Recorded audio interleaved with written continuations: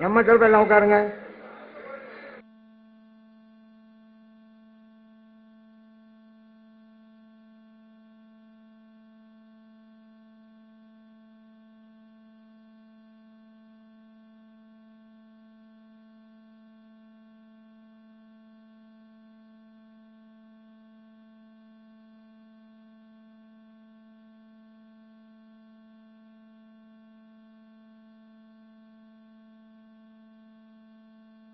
அதாங்க நம்ம தலைமையில உட்காருங்க. நம்ம தான் உட்காருங்க. நம்மள ஏன் எந்திரிக்கிறீங்க? நீங்க உட்காருங்க. அவங்கவுங்க தரப்பு அவங்கவுங்க கட்டுப்படுத்தாங்க. உட்காருங்க.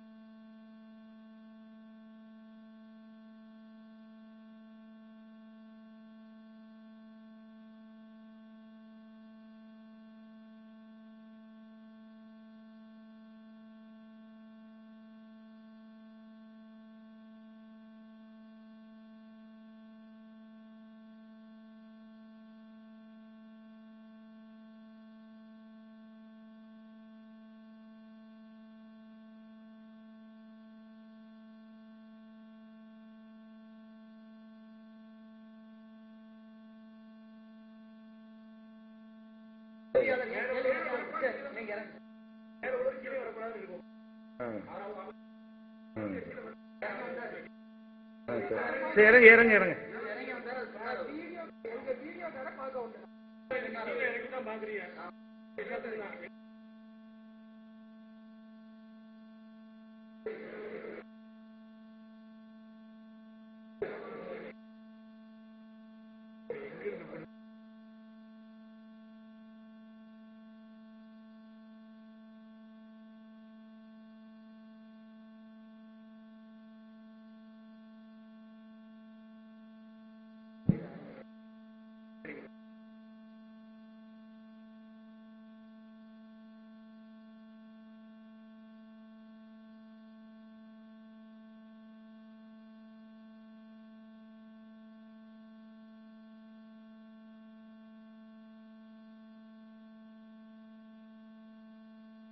அஸ்ஸலாமு அலைக்கும் வரஹ்மத்துல்லாஹி வபரகாத்துஹு. என் பேர் அப்துல் ரஹீம், சென்னையிலேருந்து வரேன். அங்கமா பித்தளையா அப்படிங்கிறத உரசி பார்த்து நம்ம கண்டுபிடிச்சிடலாம். உண்மையான டாக்டரா போலி டாக்டராங்கிறத அவர்கிட்ட சர்டிபிகேட் இருக்காங்கிறத பார்த்து கண்டுபிடிச்சிடலாம். ஒரு அவுளியாவா இல்ல போலி அவுளியாவா அப்படிங்கிறத எப்படி கண்டுபிடிக்கிறது? ஒரு மனிதன் உயிரோடு இருக்கும் பொழுதோ அல்லது மரணித்த பின்னோ அவர் அல்லாஹ்வுடைய நல்லடியார் தான் அப்படிங்கிறதுக்கு மார்க்கத்துல கண்டுபிடிக்கிறதுக்கு அளவுகள் சொல்லப்பட்டிருக்கா? இதுதான் என்னுடைய கேள்வி. சகோதரர் பி ஜெயினுல் அப்தீன் அவர்களுக்கு. இந்த கேள்விக்கு போறதுக்கு முன்னாடி அவங்க வாசலை திறந்துட்டாங்க. நான் முதல்ல சொன்னேன், நீங்க ஒண்ணு சொன்னதுனால நானும் சொல்லிட்டு தான் சொல்லுவேன். அவரை விட்டுருக்கணும். இது குழப்பத்தெல்லாம் காரணம் என்னன்னு கேட்டா, கேள்வி கேட்டா கேள்வி இல்லாதெல்லாம் முதல் சொன்னதுக்கெல்லாம் சேர்த்துக்கிட்டு விளக்கம் சொல்ற வாசலை திறந்து விட்டாங்க. அதனால இப்ப சொன்னதுக்கு பதில் சொன்னதோட நீங்க சொல்லி இருக்கிறீங்க. நான் அந்த SMS எல்லாம் சொன்னதுனால நான் ஆன்சர் பண்ணணும். இதுக்கப்புறம் கேள்விக்கு பதில் தான் இருக்கணும். நீங்க மீறினீங்கன்னா நாங்க மீறுவோம். நீங்க சத்தம் போட்டீங்கன்னா நாங்க கட்டுப்படுத்த மாட்டோம். எல்லாத்துக்கும் பொதுவா இருக்கணும் ரூல். நீங்க பேசக்கூடாது. இல்ல உங்க அடுத்த உட்காருங்க. சைட கட்டுப்படுத்த மாட்டேங்கிறீங்க நீங்க. இல்லையா உங்க தான் அதிகமா இருக்கிறாங்க. நீங்க உட்காருங்க. நீங்க உட்காருங்க. நான் சொல்லிக்கிறேன். உட்காருங்க உட்காருங்க. நம்ம பதிவு அப்படியே உட்காருங்க. நமக்கு உட்கார எந்திரிக்காதீங்க. நான் உட்காருங்க.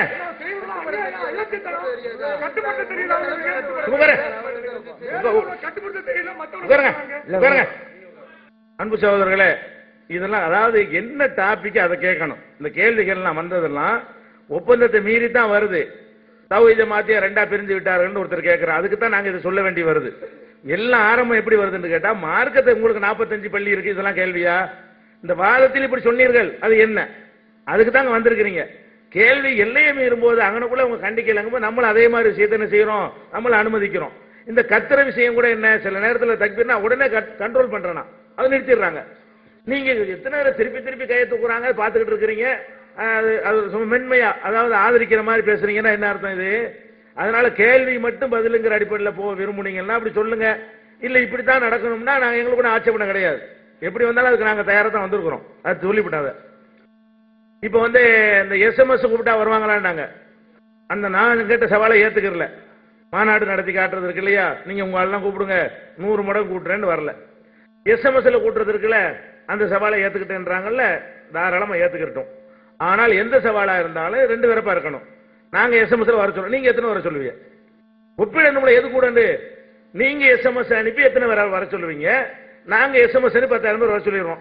நீங்க SMS அனுப்பி எங்களை விட கூட 45 மடங்கு கூட இருக்கிறீங்கல்ல, அப்ப SMS அனுப்பி என்ன செய்யணும்? 4 லட்சம் பேர் வர சொல்லிடணும் அப்படின்னு நீங்க சொல்லுனா இப்ப அதுக்கு நாங்க தயாரா இருக்கணும். இப்ப SMS அனுப்பி ஒரு நைட் 10 மணி டயத்தை போட்டு வர சொல்லுவோம்.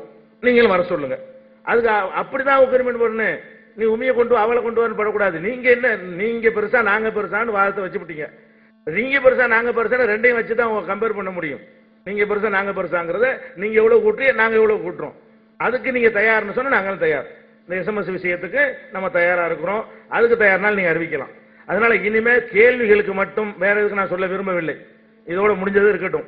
அந்த ஜமாத் எப்படி, இந்த ஜமாத் எப்படி, அது எப்படி, இது எப்படி, இதெல்லாம் கேட்டீங்கன்னா அது நன்மை தராது. நீங்க கேட்ட நாங்களும் கேட்போம். கண்டிப்பா அது சுமூகத்தை உண்டாக்காது. இனிமேலாவது 2 தரப்புல உள்ளவர்கள், நான் எங்க மக்கள் சொன்னா உடனே நான் கண்டிக்கிறேன், அதை கேட்காதீங்கன்னு சொல்லி. அந்த மாதிரி போனா தான் இது சுமூகமா போகும். என்னத்துக்கு வந்திருக்கிறோம்? இறந்தவர்கள்ட்ட இதுதான் தலைப்பு.